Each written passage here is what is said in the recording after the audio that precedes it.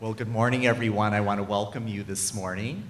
My name is Joe Zanoni. I'm a faculty member at the UIC School of Public Health, and I want to welcome you today. What a fantastic meeting conference we have going, and it's great for this part of the program to encourage dialogue and discussion and to learn from the important people that are here on the panel. So first of all, I just want to say I'm really grateful to Jeff for the promotion that he gave me as director of EOHS, but I'm sure Dr. Dorovich would disagree anyway. But I'm a director of continuing education and outreach for our Education and Research Center that focuses on occupational health. And I've worked with many of you. My colleague Marcia Love is here. And so we do a lot of work with worker educators, peer educators, and that's kind of the viewpoint that I come from. So it's wonderful to work with you and to learn more. Dean Waddy is a DRPH candidate at our school, and I'm very grateful and honored to be the chair of his committee, and he's going to be moving forward with his dissertation work this summer, so it's thrilling, and this is all part of it too. So, so glad to be here with you today. So the panel that we're going to have are key actors and leaders in the field. And so what we're going to do to encourage the dialogue is each of them will have about 5 minutes to talk with you. And what we're going to ask them to do is to describe what's the most important or one of the most important developments in the community health worker approach, and what are the next steps for community health workers. So that's a little bit of what we'd like to hear, or whatever else you would like to share, because we didn't have a chance to really do very much prep, but it's great that they're so willing and wanting to speak. So they're gonna speak from where they're sitting right at the table here, and then what we're going to do is wait after each of them speak till the end, and then we'll have questions and answers. So if you could write some notes about your questions, that would be great. I'm going to do my best to keep to the 5 minutes, so I might come and gently tap them on the shoulder or let them know their time is up. So if you see that, that's kind of the moderator's prerogative, so please. And the reason we'd like to do this as well is I'm sure each of them, I know them very well. Some of them more than others, but they could spend the whole morning talking with you about what they've learned and done, and we would be thrilled with that, I'm sure. But we'd like to hear. The idea here is to share resources, to get to know people, and to see how we can link up and also have that dialogue. So, so we'll go also, I'm going to have them introduce themselves. This is something that close colleague Margie Schaap, she's a director of Health and Medicine Policy Research Group. I'm on the board of Health and Medicine, and she taught me, instead of me spending our time introducing each of the panelists, I'll let them tell a little bit about their lives and bio, and then they can share their remarks with us as well. Take part of my 5 minutes? Yes, unfortunately, Salim, I'm sorry to say. So try to balance that, however much you would like to share with everyone. So, well, let's go in the order as well, if that's all right in our program. So, without further ado, let's start with Nancy. Good morning. Is this on? No, it is on? Okay. Good morning. My name is Nancy Tart, and as the information says here, I'm the Associate Director for the UIC Chicago Partnership for Health Promotion, the Office of Community. Oh, they can't hear me? Maybe this one. Is this one better? Ah, okay. Yeah. All right. That's better? Okay, much better. Now I can also hear the echo, so it is definitely much better. As I said, I'm the Associate Director for the Community Chicago Partnership for Health Promotion, the Office of Community Engagement and Neighborhood Health Partnerships, University of Illinois Hospital and Health Science Systems. I read that because we want to make sure that we always get that whole title in, and I wanted to make sure I got that right. As the Associate Director for Community of Chicago Partnership for Health Promotion, which is a nutrition education program funded by the USDA, we use what we term as community health workers. We call them nutrition peer educators. And those nutrition peer educators go out into the community and provide nutrition education to SNAP eligible individuals. We have a non-medical approach to what we do. But what I wanted to do is focus on a program that I worked with before, which was a teen pregnancy prevention program, and how I got involved with that program and what I had to do to hire individuals to be part of that, which I think is really important today in looking at community health workers. I myself, as the director of that program, needed to be vetted into the community. I had to go into the community and find out who the stakeholders were and find them and utilize them to hire the people that I wanted on my program. And that's a little bit different than what I'm doing now in the program that I'm working with, and that's why I've chosen to focus on that program. And I spent time forming relationships, building trust that was talked about before, communicating as to what I needed, but also listening to community stakeholders as to what would be important in their communities and who would be the best people to be community health workers for my program. And that is such a key point to do. Lots of times we have pressures that you talked about from HR to hire people, to get them in quickly. But that takes time when we're working with community workers and we really want to have an impact in the community of the work that needs to be done. Relationship building is extremely important. So that's what I did. I hired people out of 3 different communities, and I held on to those folks and integrated into community with that program over an 8-year period to build trust within the community. What I'm faced with now, what I want to touch on a little bit too, is the new individuals who are looking at community health worker opportunities. And those are individuals that are coming out of college now with college degrees, right, that have become the new workers that are looking for jobs at any level that they could actually achieve. And what we're running into is the challenge of those not necessarily being in the community, but actually maybe coming from a different community, wanting to work in the communities in which we serve. So what I urge, when I was hearing earlier for Letitia and that organization, is possibly to create a job pool. Places where workers or organizations can go that have to be able to look for community workers, where they can tap into sources that they might not be able to tap into readily right now. And so that we would be able to have community workers that are really able, that we can go to your organization and present what we do. And community workers can hear that, right? And that's building those relationships as well. So I'll come back. I don't want to get tapped on the shoulder with my time and let everybody else introduce themselves as well. Thank you so much. Mildred, again, if you would speak very close to the mic. Good morning. Good morning. Good morning. Because if you're a community health worker, you have to be energized, and your commitment can only be demonstrated through your energy. My name is Mildred Hunter, and I'm the regional coordinator for the Office of Minority Health, U.S. Department of Health and Human Services. And I'm going to begin by saying that I value the importance of community health workers because before I came into the federal government, I worked at institutions where we were using community health workers. So this is not a new phenomenon. And I want to say up front is that we want to continue this momentum no matter what.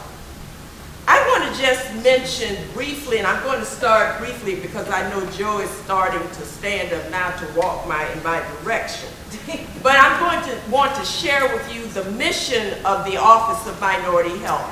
And I'm pleased to be here because this is the 30th anniversary of the Office of Minority Health. We were created under the then President Reagan, Ronald Reagan, when the then Secretary of Health and Human Service, Margaret Heckler, looked at the health disparities and looked at the high rates of morbidity, that's disease rates and death rates in racial and ethnic minority populations.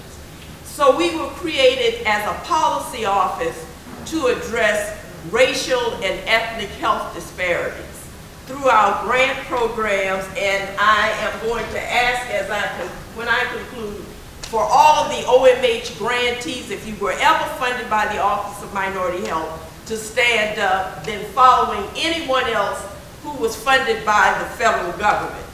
I want to bring to your attention just 2 initiatives, and because the federal government is committed and has been committed to community health workers.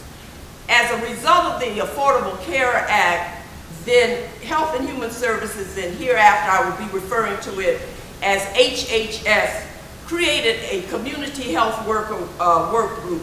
And I just want to read you just a few highlights of the purpose of that work group. That work group is co-chaired by the Office of Minority Health, and there are representatives from each of the federal agencies and operating divisions on that work group. The focus is to promote Health and Human Services support of community health workers, including promotores, through our funding opportunities. The group was formed out of the Secretary's Workforce Initiative, and the meetings are 1 hour and are held every 2 weeks to discuss community health worker issues.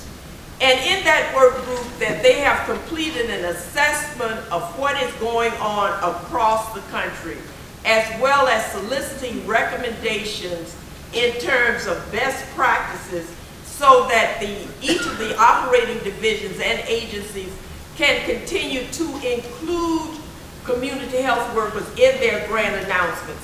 And many of you in this audience have seen various grant announcements where the community health workers have been identified. So when we go back to the issue, which is the theme and title of this conference, when we say what can employers do for community health workers if they have received a grant award from the Department of Health and Human Services, and that was in the announcement, as well as their grant application, they are already obligated to hire and employ community health workers. Secondly, to look at the training and employment opportunities for community health workers. And certainly that is done through HRSA's Bureau, Health Resources and Services Administration, Bureau of Workforce Development. There's also a second work group, and that's the HHS National Promotores de Salud Initiative. And although the goal of the initiatives initiative is to recognize the importance of the contribution of promotores de salud in reaching vulnerable and low-income and underserved populations, and to promote the increased engagement of promotores de salud to support health education, prevention efforts, and health insurance access. While it's focused on the Hispanic Latino work group, that is population, that is just a model that will be used, that can be transferred through other population groups. The other key piece about this particular initiative and work group is that there's a strong focus on the delivery of cultural and linguistically appropriate services. And we in the Office of Minority Health, if you're not familiar with it, I'd ask that you go to our website, minorityhealth.hhs.gov, and look at what we call the National Cultural Linguistic Appropriate Standards. I'm also going to end by saying that you can use community health workers as we prepare for the next open enrollment period. 1-800-444-6472. Thank you so much, Mildred. So I don't know, we could do the standing up later if you like at the question period. How's that? Venancia. Wow, to have to follow Mildred. Well, good morning. My name is Venantia Bate-Ambrush. I'm the Chief Operating Officer of the Suburban Primary Health Care Council, which administers the Access to Care program. Access to Care is a primary care safety net for the uninsured and underinsured in suburban Cook County and the northwest side of Chicago. I am also a community psychology PhD candidate at National Louis University, conducting research with community health workers.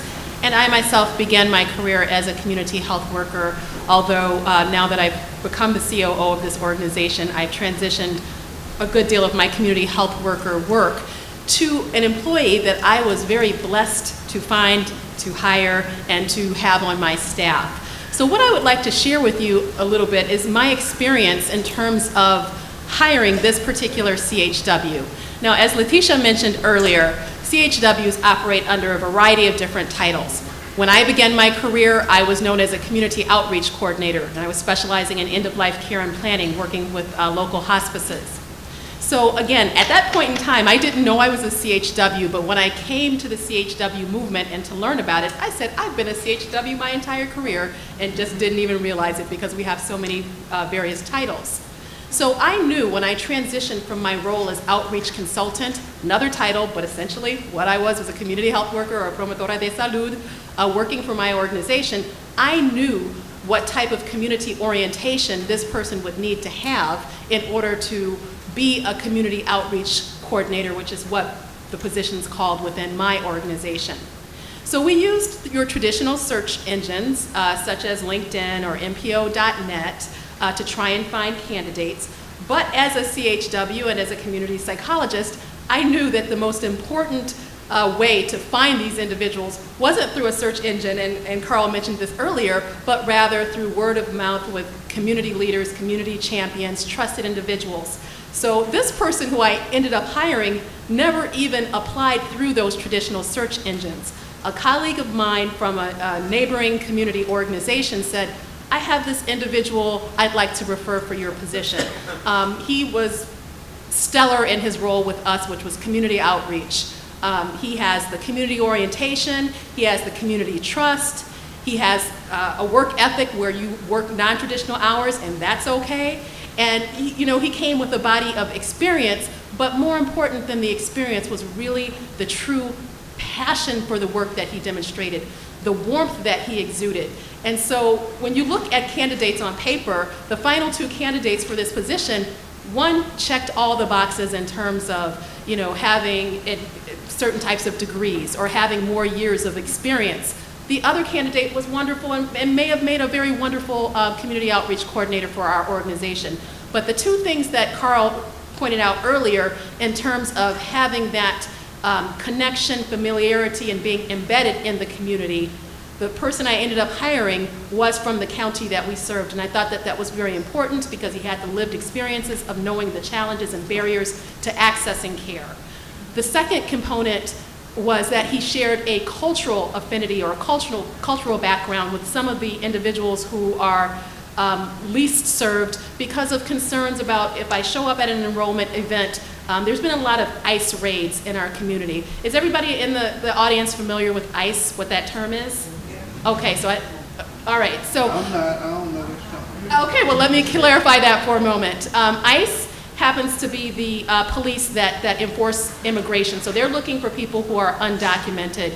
And in some municipalities, they're actually being partnered with the police departments in particular municipalities to try and collect people and to deport people. So we've seen a decrease at many of our community partners' enrollment events, health fairs, community engagement events, because people are afraid to show up. If they show up, they don't know if the ICE police are right behind them.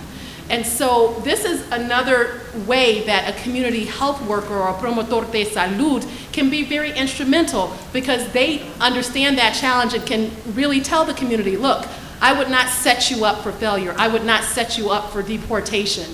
I understand this challenge. My family had same challenges. You can trust me, you know me. And so when they get that invitation from the promotor de salud to come someplace, they're more likely to show up because they know that this is a safe place as opposed to just receiving a community outreach email or e-blast or someone who's not from that community.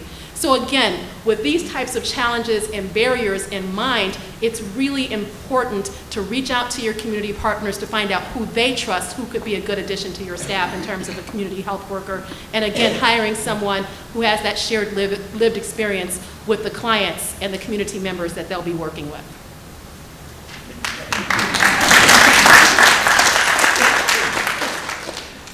Sha Lin.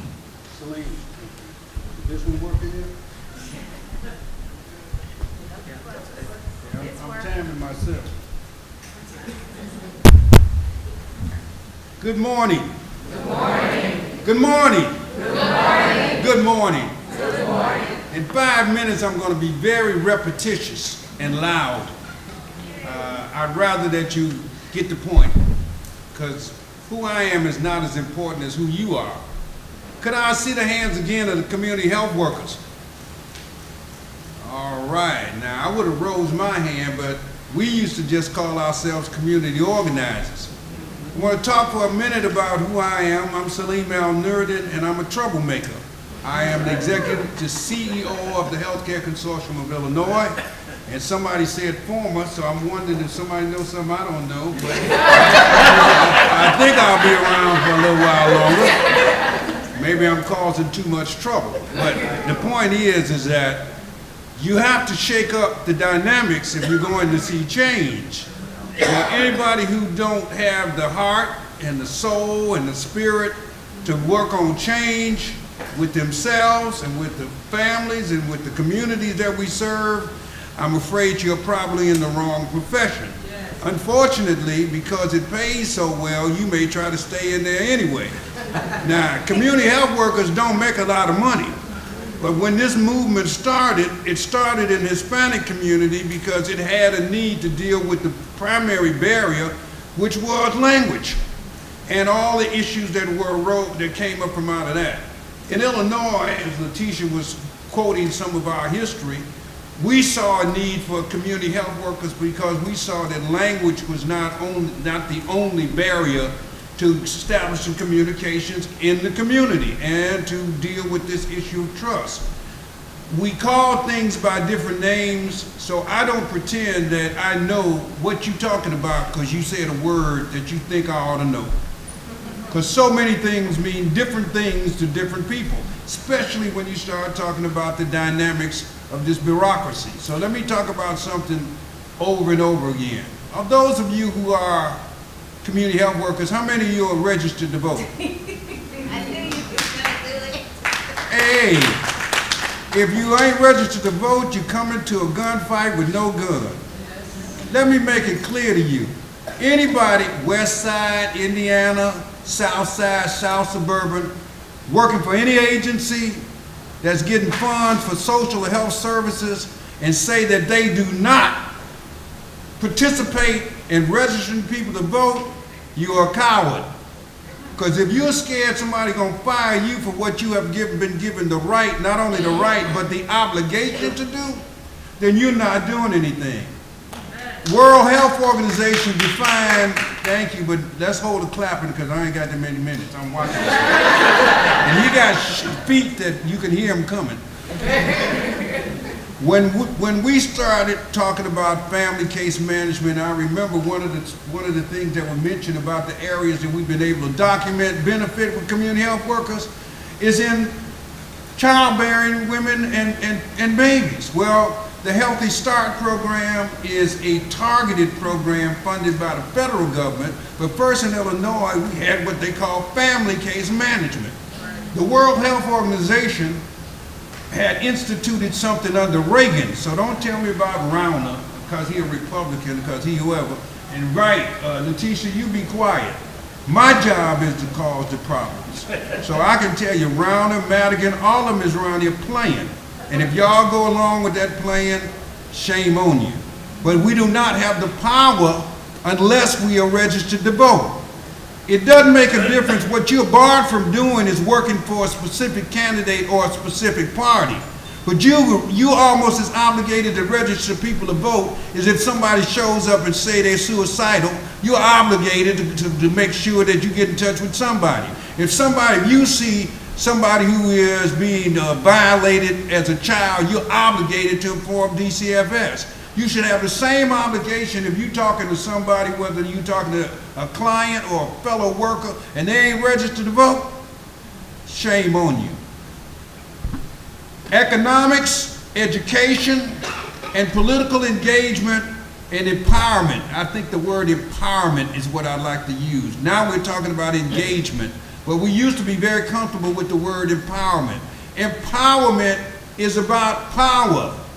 We are in the room. CHWs are in the room and at the table. We don't have to keep fighting to get in the room and at the table. What we got to have is a strategy for how we're going to acquire power at that table so that when we speak, people listen. And the most important thing we can do now is get people registered to vote. This is a very important election year, but just like in baseball, basketball, or any other sport, and politics is a sport of war.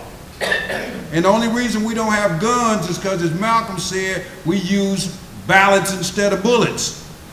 But that's how you exchange power in a society like this. So please, come back and ask me some more questions because my 5 minutes is up. Thank you, Celine. And Rachel. Oh, I'm sorry. Tamela. Thank you. That's the right order. Pardon me. Good morning, everyone. Good morning.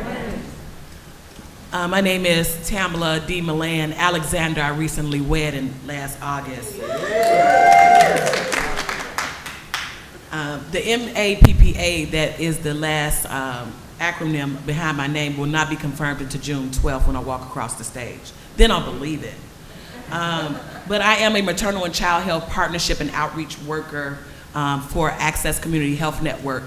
I am also the Westside Healthy Start Community Action Network co-chair.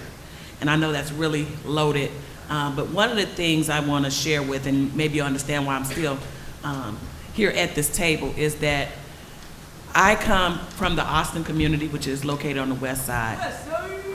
And one of the things that I was honored to be able to do was get into a program back then that was in early childhood, teaching me how to be a parent. I was a mother who had lost custody of 5 of my children, pregnant with the 6th, and given the opportunity to keep my child and go through this magnificent program that was life-altering and life-changing.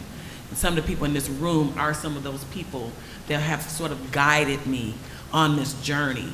And so with that information and with that knowledge, once they showed me how to be a better parent, how to be a better community member, how to engage others to do the same things that I was doing to keep my family together, or not to lose your family in the first place, became a life work, my life's work. And so I don't apologize for it. I'm proud of the steps that I've taken since those miserable days. And so me being a community health worker today is one that I have with pride. And I am humbled when I meet others who are trying to do the very same things. Because one of the things that got me to the table was, as Celine mentioned, one of my mentors as well, is that I was unafraid to speak up. I didn't know what a lot of acronyms meant in the room, and I didn't understand a lot of the lingo. And they had just made everything so medical. And I said, well, you know, if you want my help, you're gonna have to break that down just a little bit for me.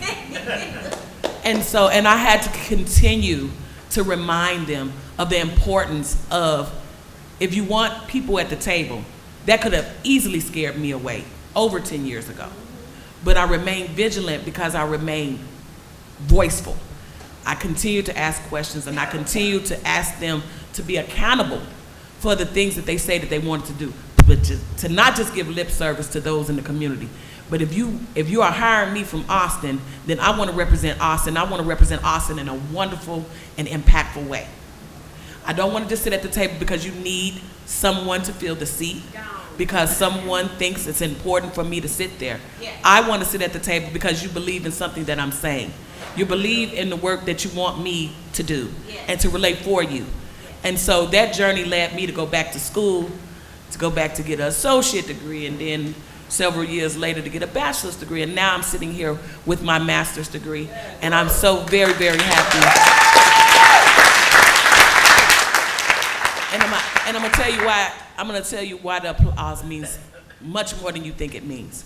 Because I remember being in Henry Horner Projects, looking out the window, looking at the L, with 4 little children, didn't know how I could feed them sometime, didn't know how I was gonna have income sometime, without an education, without a lifeline. And I remember somebody knocking on the door telling me about some of these early intervention programs. I didn't take it then. It took for my kids to be taken for it to reach out and touch that line. But I tell you today, it was because of a community health worker. Took a chance and knocked on my door, walked up, crept up those stairs where there was urine and people was running around with guns. That was an everyday reality for me. But someone took a chance and knocked on that door. And so I am sitting here this very day because somebody took a chance on me. I want to take a chance on others. So I don't want to be the only voice at the table today. Yeah. I want to be a collective of voices at the table today. And that's our next steps. Yo. Yeah.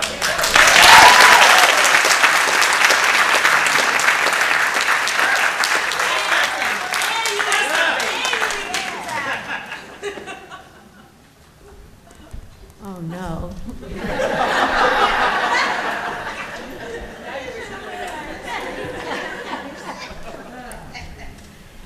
My name is Rachel Abramson. I'm the director of Health Connect One, and I am proud to be a friend of Tamela Milan Alexander. And she is a board member of Health Connect One. Health Connect One is reaching its 30th birthday year of doing community health work work.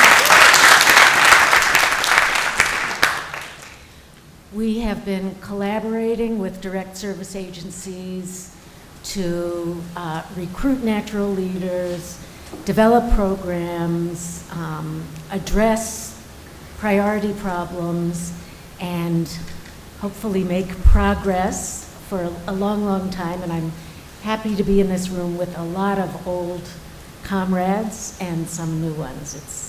It's very inspiring to me.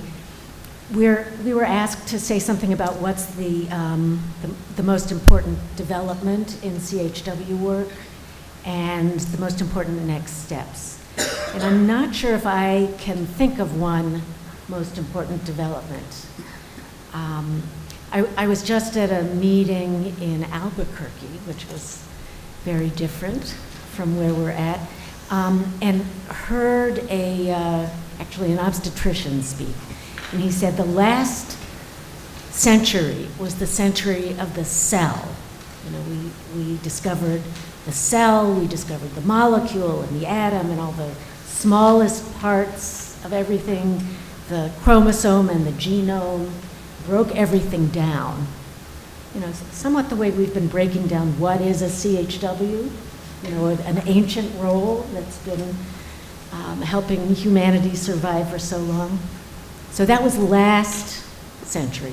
This century is the century of systems. So everything is so complicated and in so many little pieces. This is the century we have to pay attention to the connections and the collaborations and how things flow together and make sense in a bigger way. So I think that's what's happening in terms of developments in CHW work. There is the slow building of both national and local progress. Local in terms of the fight that the CHW Advisory Board has been doing, in terms of the survival of the Chicago CHW network, the building of training programs here first, and in many other places, including Malcolm X. I'm hoping the doctor is still here to talk to later. But it is a real mixed up time right now, an era of progress and potential and challenge and threat. I have never seen such angry language or heard such angry language and ugly language as I'm hearing in the public sphere right now.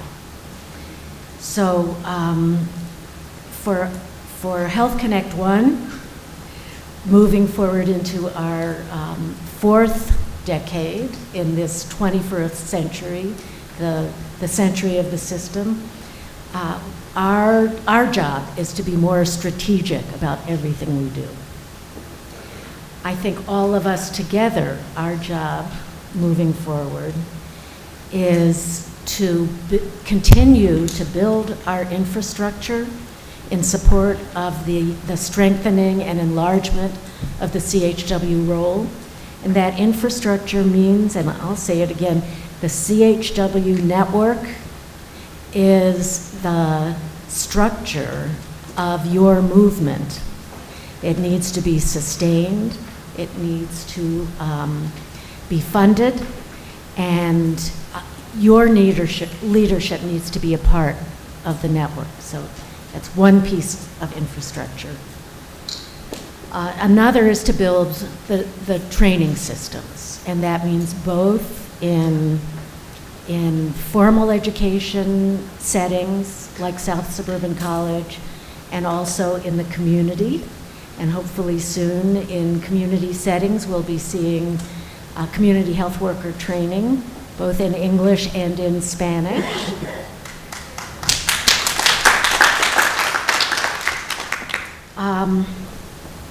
It also means heightening the visibility of the movement. And I think in this setting where there is so much struggle to be done, we have to be loud, continue to raise our voices, and stick to our 5 minutes. So that's it for me.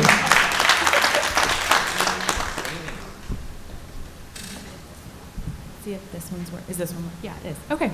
Good morning. My name is Amy Seguin. I am the Assistant Director for Health Policy and Strategy at the University of Illinois Hospital and Health Sciences System. And Nancy, we can also say UI Health for short, because I long drawn out name is sometimes hard when you're presenting like this and it eats up your 5 minutes. But I want to say that I'm relatively new to the community health worker movement. And I've learned from so many of the people in this room, and I'm really, really very grateful for that. And I wouldn't, I think, be in the position to speak here today about the policies and the processes that have been going on around the state of Illinois and community health workers if I hadn't been able to learn from so many of the people in the room today, as well as Carl. And so I started engaging with community health workers and the community health worker movement in Illinois when I was working as a health policy analyst in the former Quinn administration.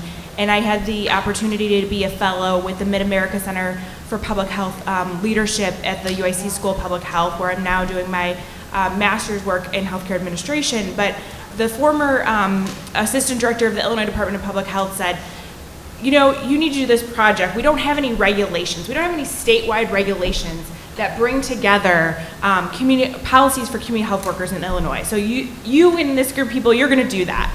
And I said, okay, sure. And so from that year-long exercise and that year-long project, it was just the start of kind of the work and my involvement in putting together policy around community health workers in Illinois.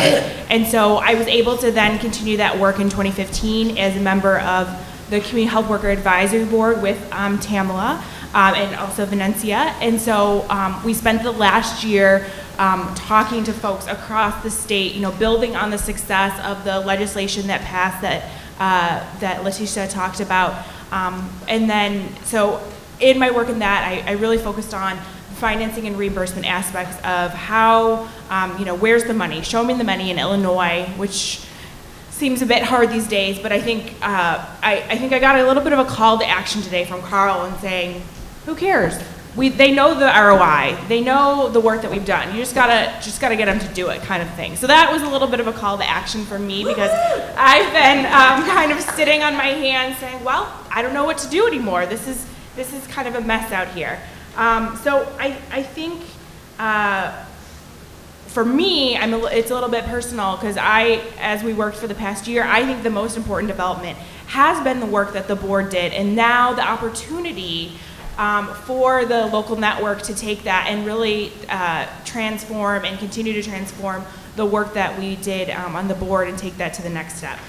So then the next step being, you know, we didn't have as big of an opportunity when we released our recommendations in the report of the board to kind of go on a kind of a PR campaign, but we want to be able to do that. And I'm happy and looking forward to being able to support the network as the network is the engine and really the motor for bringing those recommendations and educating more people about that.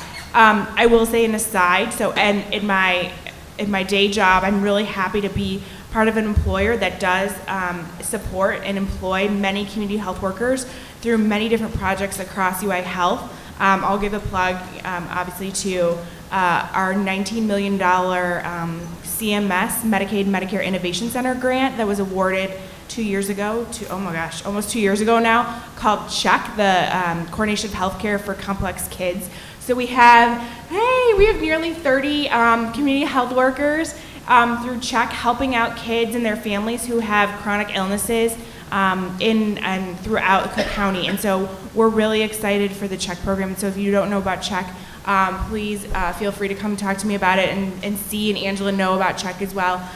So I think I don't want to go over my 5 minutes, but I'm really thankful for a lot of the people in this room, people that aren't in this room, like Dr. Molly Martin, who have really taught me about community health workers and kind of what you do and what you are. And I'm really believe in the model, and I'm happy to, from a policy perspective, to continue to be able to support that. So thank you.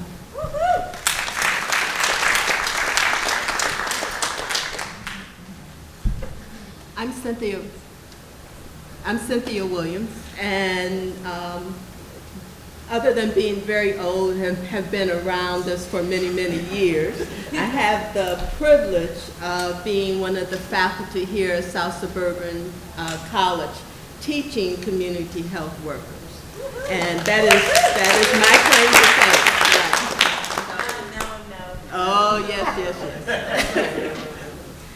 And I'm gonna highlight what I'm trying to say, to tell you briefly about a meeting I had just yesterday. We were meeting with a community organization. They work with people in the community, trying to get them better their life, the whole scenario.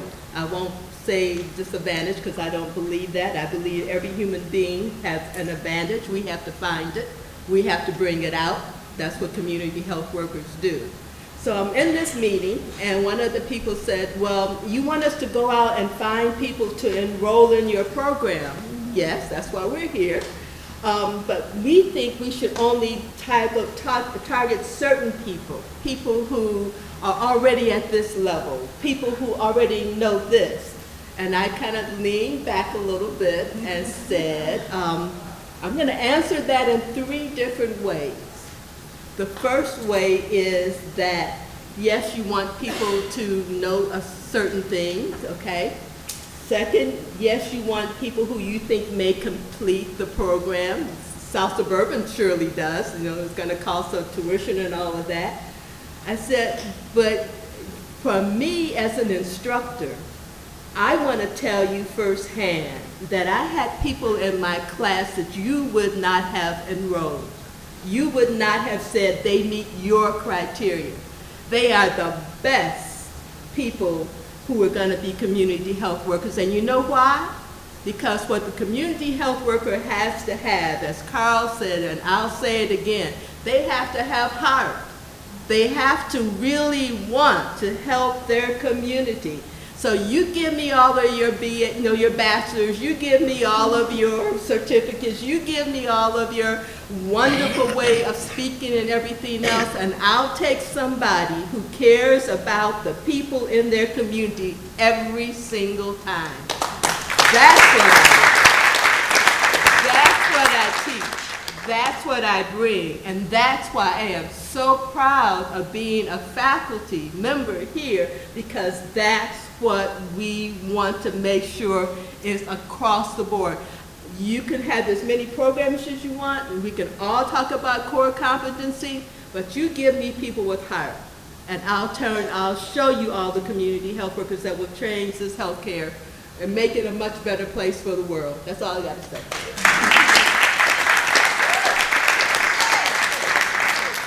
Thank you so much. So let's thank all the panelists to begin with. It's a great discipline for the 5 minutes, so thank you. I know it's very hard.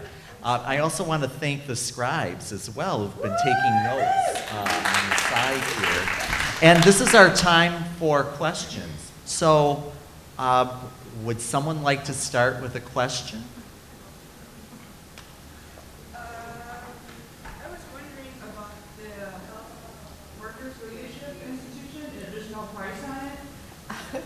That's because it's free. Yes, it is. There's nothing free, so. Well, we were so lucky, thanks to this lady sitting next to me over there. Serious, it's free. Yeah, I wrote the grant. she got a grant. Dash that you have to do something. Wait. She got a grant, and so the first cohort is free. And yes, you do have to do something. We want to try to, there's an application that needs to be filled out. We want to work with organizations and work with their employees to try to show the employers how having CHWs in their organization can really benefit their organization. So that's the key. So. Yeah, that's awesome, because right now, I'm doing the CHW, but plus to human services. And that's why on the bottom, you'll see you can talk to Alexis or myself. Yeah, I talked to, Alexis. it was Alexis outside. So just to orient people, this flyer is in your folder. Right. And take a good look. I was looking at it myself. It's a great program. It's a wonderful. Thank you so much for it. Thank you. Take care. Thank the Institute of Medicine of Chicago. They're funding this initiative. So thank you to IOMC. Great. Angela. And I just have to say one thing. Rachel stole one of my next steps by saying that South Suburban in September will be offering an introduction to community health workers in Spanish. And the instructor is the lady sitting right there, Eva Hernandez, who has been in this battle. Stand up. She has been in this battle for the longest. Okay, I'm going to use the power of the mic and do a couple of things. The power of the mic allows me to first, as a coordinator at South Suburban Community Health College, to do a commercial and say I have some of the most phenomenal instructors in this program. So all the instructors who teach and community health workers, could you stand up for a second? All my instructors. Bill,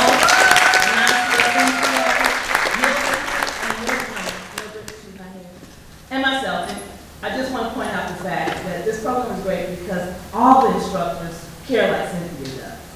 So if you're thinking about getting people certified, this is the place to be because they really care to make community health workers. And Eva, I know, has the same passion we have to make community health workers work. The second thing I want to comment is that we haven't talked about this thing, and I think about it when I talk about teach and train community health workers.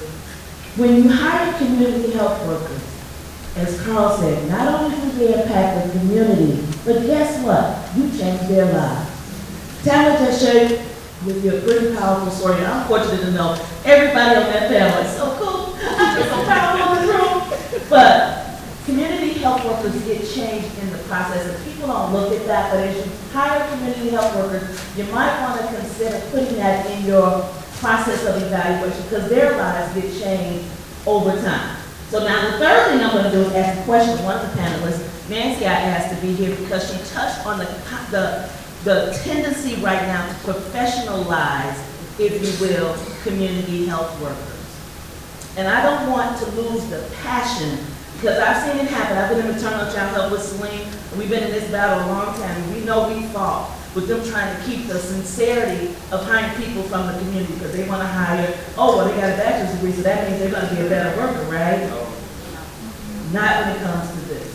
So Celine and I have been in this battle, and Nancy touched on it, which is in the hallway one day, and I said, you got to be on the panel to really talk about this tendency we're going to have to professionalize community health workers and why we need to, how we can avoid that. Besides the pool, can you think of some other things or suggest some other ways that we can try to ensure the sincerity of community health workers? Maybe you and Tamela and Celine can talk about that a little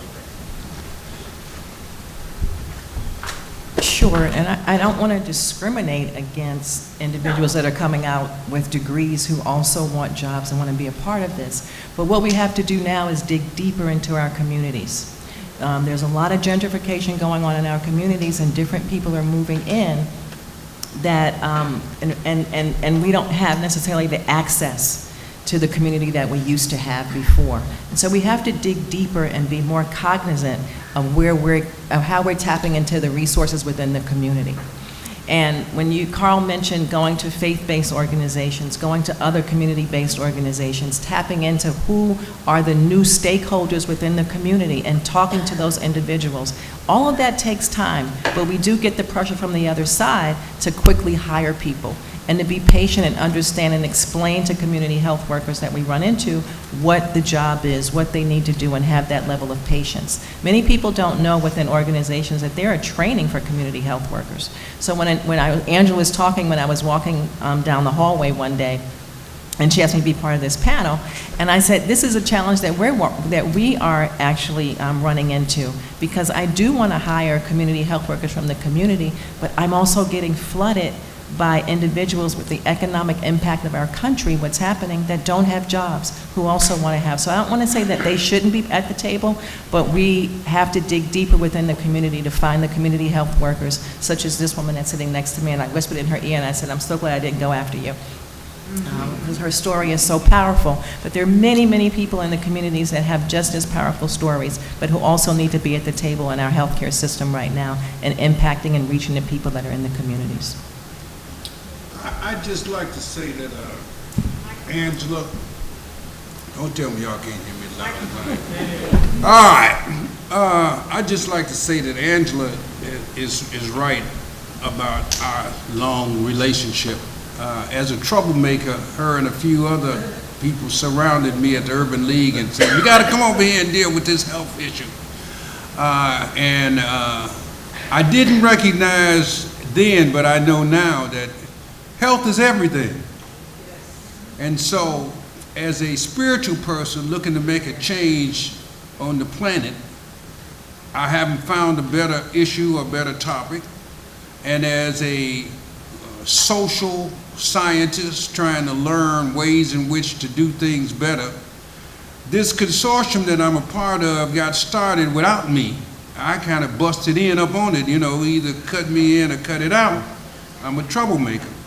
But what I realize now is that this role of community, or the role of community health workers, got to be looked at from two ways. One, we have to stop being so blind, as because we're the ones who started all of this, to think that what we started is not going to grow and evolve.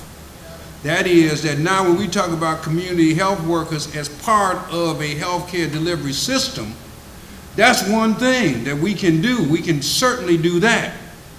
Then the issue of how do we find people who have the skills and the qualities to work in this position. Well, here's my position.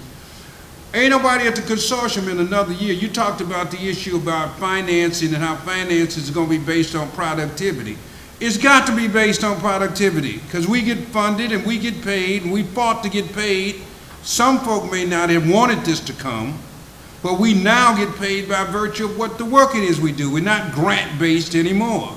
We're business-based. And if our communities don't learn business and finance, and all they ever get is, here, Walmart hires you, and then they send your check to a credit card or a debit card.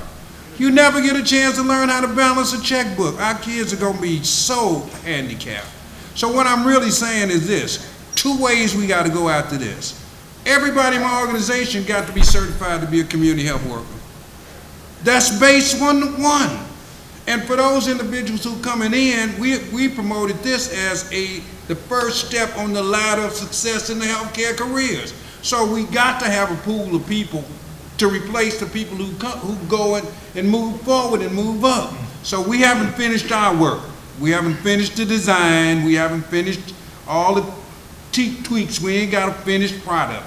So, but what we really need to do is, besides celebrating ourselves today, is that we really got to come up strategically, and I like what you're doing at the network. You're going to follow up the recommendations with some more work. So I'm ready for the work. But thanks for the question. Rachel wanted to respond as well. Yeah, maybe others. Thank Thank you for that big picture response. I want to speak with my employer hat on. I think it is important to put together both policies and measurements that value experience as much or more than formal education. So when we are putting together a policy for hiring and putting out a job announcement, there are measures and indicators that can show you if someone has truly been committed to their community.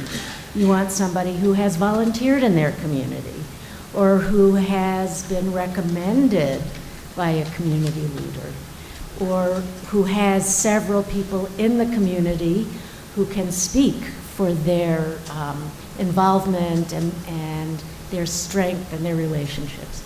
So very specific things you can put in place to make sure that when you're selecting, even from a pool that has 20 bachelor's prepared applicants and 3 who are from the community, that you know and you have defined in advance what you're looking for. And I'd also like to add to the conversation here. In 1965, a community psychologist by the name of Dr.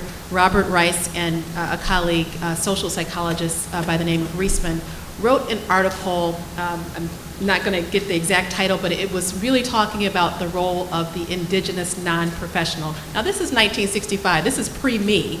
And in this article, what Drs. Reisman and Rice were talking about was the importance. They say Indigenous non-professional. We don't use those terms today. Today we say community health worker, promotor de salud. We have a variety of different titles that we use. I discourage the use of non-professional or even paraprofessional because there's nothing non or para or un about the work that we do as community health workers. We are community level professionals. So just, everybody needs to really support that and not para or non-professional. So again, this is back in 1965, so they didn't have the terminology or the understanding that we have today. But what pains me greatly is that the barriers and challenges that were described by Drs. Reisman and Rice were what we are still experiencing today, and that's because of the lack of a really intentional infrastructure to support the work of community health workers around policy, around reimbursement, around finance, around all of the things that we need to really jettison this profession that, as Rachel said, has been around as long as people have been around. Because back when we were in villages, you go to the village sage or the wise person in the village to help you navigate your problems or your issues. That's what we do today as community health workers. But again, 1965 to 2016, and we're still talking about the same things because of the lack of the proper infrastructure to really support and advance us as a profession. So if you all have not had the opportunity to check out Robert Reisman and Dr. Reif, please do that because it's very sound. I used that work in writing some articles in the Community Psychologist, and also some of that language made it into the Illinois CHW advisory recommendations. But we need to learn from our history and learn from our past so we don't keep perpetuating the mistakes that have gotten us to the point where we're still talking about the same things from 1965. And I was only going to add that I like what was said about being user-friendly. I don't know how, if it wasn't for someone really sitting down and really showing me not to be intimidated, because one of the problems with this system is that intimidation. You don't feel, or you feel like you lack something. And when you get to the table, it's almost reinforced sometimes that you lack something. And so I always say today that I'm a CHW, now with a professional degree. Now I have a degree, but that's still something separate from what I'm passionate about and what I do. I would still feel this way. I would still talk this way. I got some critical thinking skills now. More of a triple threat now. But it's the essence. It's the essence that I think that has remained with me because I've still kept my foot at the ground. And I think that's important about being user-friendly, about giving people an opportunity not to be intimidated, You know, verbiage is a very strong thing, and it can be a blocker. So as you mentioned about everybody tries to push everyone to be, you know, medicalized, and they take you right to the breaking point, but I don't want to do medical work.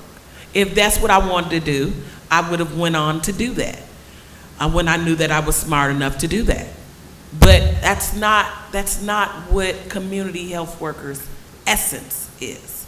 Their essence is to get people from one place that's not good to a place where they can be helped or achieve some level of something. And so if employers kept that in mind, and I'm glad our employer has, but if more employers thought that way, to keep that essence and not continue to try to make them be something that they're not. We're not nurses. We're not physicians. We're not clinical. And it's not about being a non or a para. We are what we are. We are the gravel by the grass. We are the rubber on the road. We are the gym shoes at the court. This is what we do. So I just want to make sure that we are mindful of that as we move forward. Yeah, Thank you. You know, I just want to just make one statement so that when people leave here today, you will remember this. As I mentioned earlier, in my earlier career and experiences, I utilized community health workers. Then I saw that movement sort of die. Some of those agencies continue to use community health workers. We cannot let this energy and effort die. And there are certain things in my earlier career that I, left in the hands of others. And they let something happen to it. No matter what you become, continue to remain to the cause and the commitment to community health workers. Because in my career, I observed that had it not been for a community health worker and workers, then the health status as well as the longevity of patients would not have happened. So in this point in my career, I am returning back to some of those commitments where I left in the hands of others. One is a national effort and has been reported several times in the news. But whatever you do, continue to remain committed to community health workers, as well as remain committed to your communities, as well as to improve the health status and quality of life of populations. So if you don't remember anything else from this conference, then you remember that statement, but also get the telephone numbers and email addresses, and let's do a next step for this particular effort. Carl. Thank you. This panel has been terrific. One of the best panels on community health workers, about or by community health workers, that I've ever seen. But this last question I think we all recognize it is extremely important. And it has to do, I just want to add a couple of points. You all have been making terrific observations about it from different perspectives. Say two things. One, that as the healthcare world embraces community health workers, the embrace carries with it some risk, because the system is going to try and make you more like them. Okay? And one of the things that I've observed is that a lot of healthcare organizations don't quite know how to classify or deal with community health workers, because they tend to think of their personnel as being either clinical or administrative, and y'all are neither one. And they can't wrap their heads around it. The other point is that they tend to think of there's a hierarchy of power and authority in healthcare organizations that's based on where you fit on the scale of clinical education. Okay? And you're not on that totem pole. You're on a different dimension. And part of our struggle is to gain acceptance for a different kind of expertise, a different domain of expertise. which has huge value to the community. It also turns out to have huge value in the healthcare system. But I think we need to examine our assumptions about what being a professional means. It's not the same thing as being medical, right? And we need to challenge that. But I will say this, and it comes as a mixed blessing, I think you'll agree, that the American Medical Association, House of Delegates last year, approved a report advocating the integration of community health workers into patient care teams. Being the AMA, they always refer to it as physician-led care teams. But the interesting, the American Nursing Association says that patient care team, if it's truly a patient-centered care team, the patient should be able to choose who they want to be the leader of their team. But anyway, back to the AMA. In this report, I just wanted to add briefly that they referred 4 or 5 times to community health workers as a profession. Okay, and so it's as I say, it's a mixed blessing. Okay, because the embrace carries with it some risk, but it is a gesture of respect. All right, and it's neither so that you're neither non nor para or anything else. You are a profession, but some people are uncomfortable with bearing that label of a professional because it may create a barrier between them and the members of the community. So it's such a vital issue. I'm really glad that you brought it up. Thank you. Just one comment would be there's a movement now in education, and UIC's been part of it, which is called interprofessional education. So I don't know if you've heard about this, but I participated in some of these meetings, and it's interesting because what they have is a group of multidisciplinary people that come together and talk, and they're students, but they're talking about how do we share information with each other. And I think the community health workers should also be one of the professions that's at that table as well. So one of the things I shared from my viewpoint with the students was this concept of triangulation. So I don't know of any of those of you in social sciences, or maybe just watching a detective show. You know, the idea is data is out there somehow, but it might not be the most obvious way, but you have to talk and communicate. Maybe a patient would say something to the nutrition person or to the janitor that they wouldn't say to the physician for whatever reason.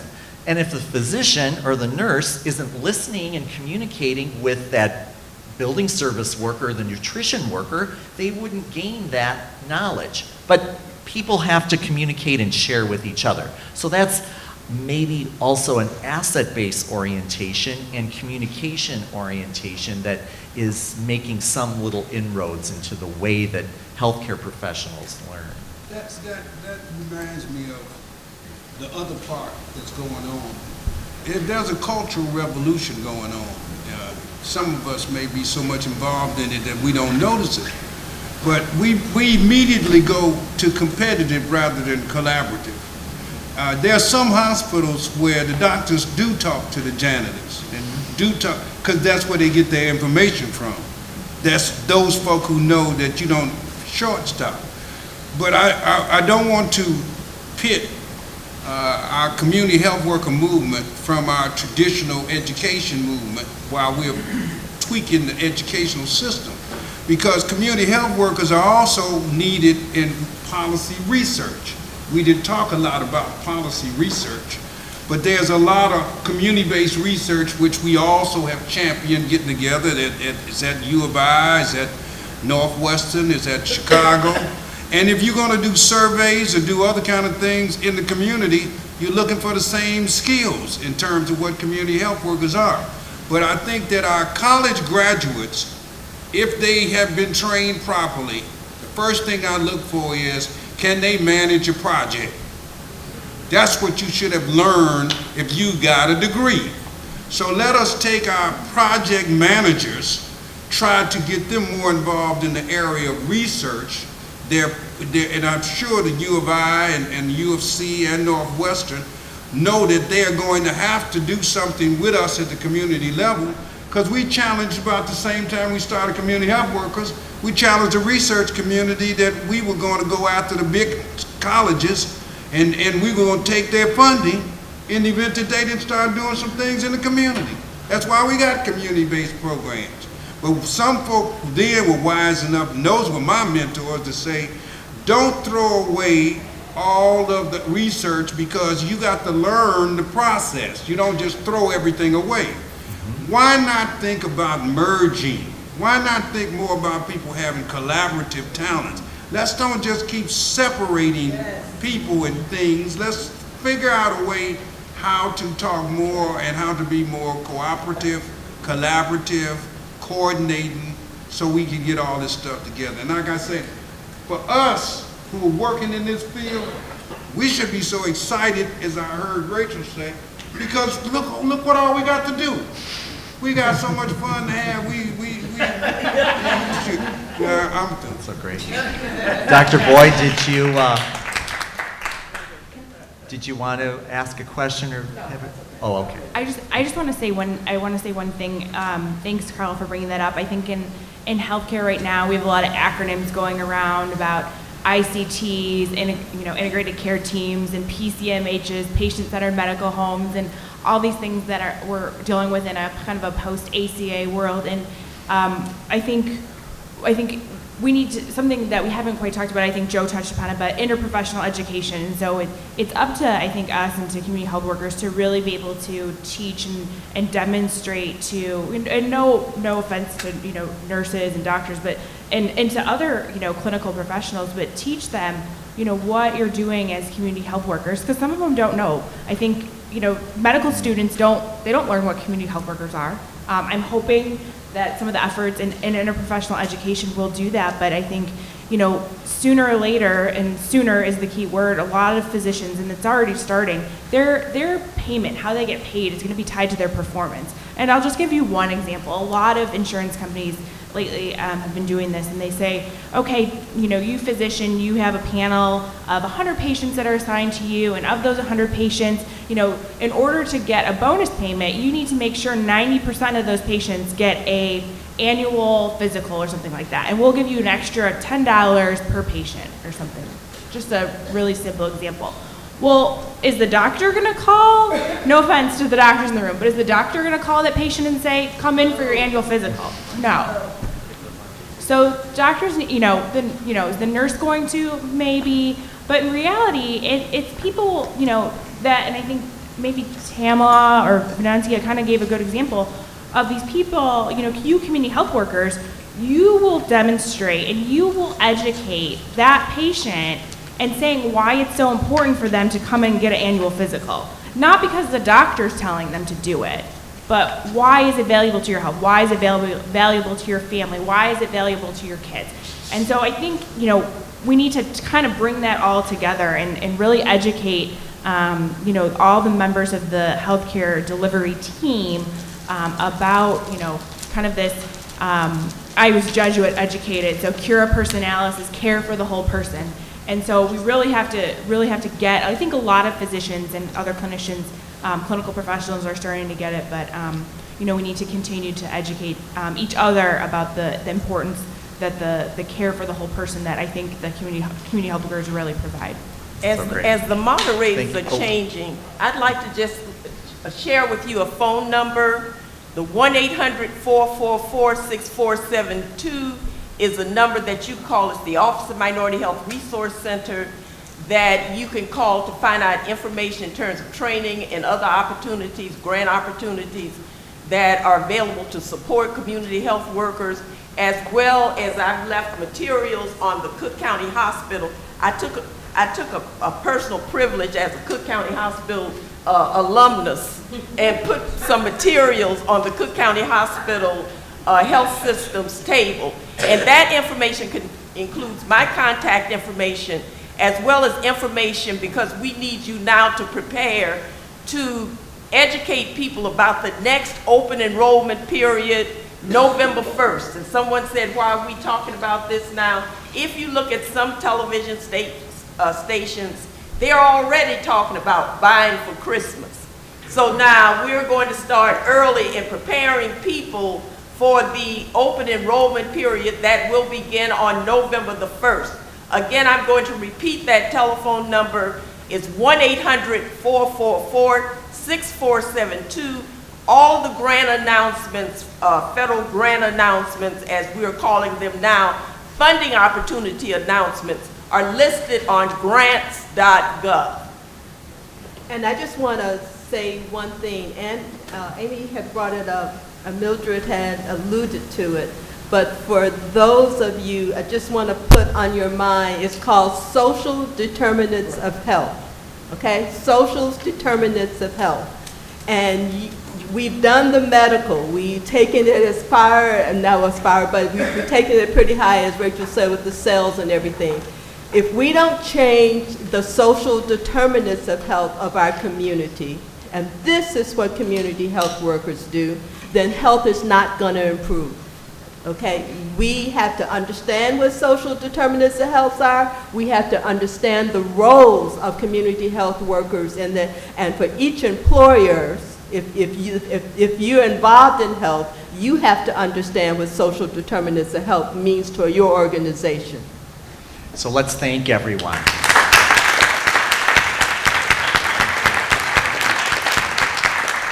And Letitia's going to let us know about the next things we're doing at the conference. Okay, so we still have a little while left, not very long. We're going to take the next 45 minutes to go into 2 breakout sessions. So one breakout session is going to be led by Angela, and then the other, we narrowed it down to 2. So Aletta and Tamela are going to facilitate those discussions. So our scribes wrote down like the new developments and things on that side, and then we had like next steps.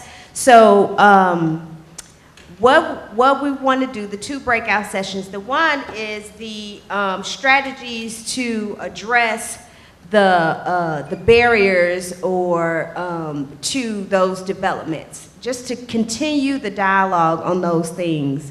And then the other breakout session is going to be talking about the steps to moving these next things forward. So I think we'll determine who's going to facilitate those discussions.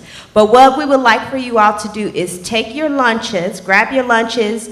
The breakout sessions are going to be, well, I'm facing this way, but it's to my left, and then it's like around the corner. We're going to use rooms A and B, and A is going to be the developments room, and then B is going to be addressing the next steps, strategies and stuff to doing those things. So please don't leave. We got a good comeback. We're going to end those discussions in like 45 minutes, and then we'll have wrap up. I'm guessing we'll be done with the day by 1. So let's continue this dialogue. So grab your lunches and start heading to either. We have a closing session, so everybody come back after those breakout sessions. We have C coming to talk to us, and then we have some short presentations afterwards. So hang in there. We still have more work to do.